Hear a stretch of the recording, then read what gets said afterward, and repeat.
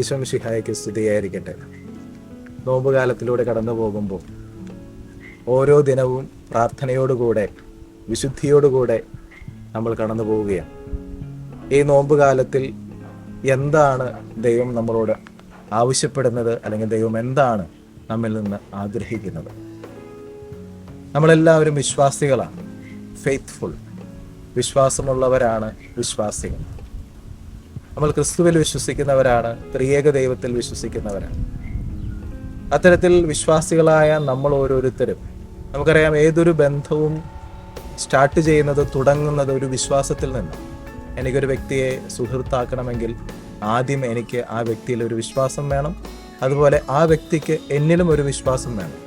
അത്തരത്തിൽ വിശ്വാസമുണ്ടെങ്കിൽ മാത്രമാണ് തമ്മിലുള്ള ഒരു സുഹൃത്ത് ബന്ധം അവിടെ ആരംഭിക്കുകയുള്ളൂ. അങ്ങനെ ഒരു സുഹൃത്ത് ബന്ധം ആരംഭിച്ച് അത് വളർന്നു കഴിഞ്ഞാൽ പിന്നീട് ഈ സുഹൃത്തുക്കൾ തമ്മിലുള്ള വിശ്വസ്തത വളരെ പ്രധാനപ്പെട്ടതാണ്. ഫെയ്ത്ത്ഫുൾനെസ്, അവർ തമ്മിലുള്ള വിശ്വസ്തതയ്ക്ക് എന്ന് കോട്ടം വരുന്നുവോ അന്ന് അവരുടെ സുഹൃത്ത് ബന്ധത്തിൻ്റെ ആഴത്തിൽ ഒത്തിരിയേറെ വ്യത്യാസങ്ങൾ വരും. എന്നതുപോലെ തന്നെ ഈ നോമ്പുകാലം ഒരു വിലയിരുത്തലിൻ്റെ കാലഘട്ടമാണ്. ഞാൻ നേരത്തെ പറഞ്ഞിരുന്നു, നമ്മൾ വിശ്വാസികളാണ്. V R faithful.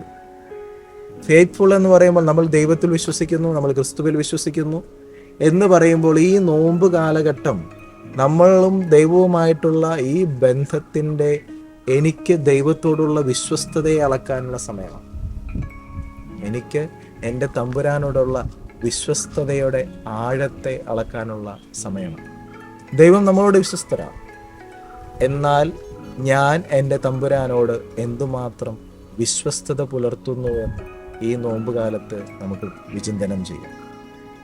കഴിഞ്ഞ ദിവസം നമ്മൾ ഞായറാഴ്ച വായിച്ചു കേട്ട സുവിശേഷ ഭാഗത്ത് നമ്മൾ കാണുന്നുണ്ട്, പാപിനിയായ സ്ത്രീയെ കല്ലെറിഞ്ഞ് കൊല്ലാനായി യഹൂദരെ കൊണ്ടുവന്ന് നിർത്തുമ്പോൾ ഈശോ അവളെ വിധിക്കാതെ പറഞ്ഞു വിടുന്നുണ്ട്.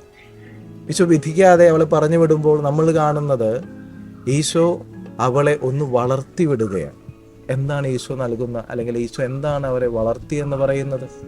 വേറൊന്നുമല്ല, ഈശോ അവളും ദൈവവുമായിട്ടുള്ള ബന്ധം വളരാൻ സഹായിക്കുകയാണ്. പ്രിയമുള്ളവർ, ഈ നോമ്പുകാലം ഈ രണ്ട് കാര്യങ്ങളാണ് പ്രത്യേകമായിട്ട് നമ്മളോട് ആവശ്യപ്പെടുക. ഒന്ന്, ഞാനും എൻ്റെ ദൈവവുമായിട്ടുള്ള വിശ്വസ്തതയുടെ കണക്കെടുക്കുക.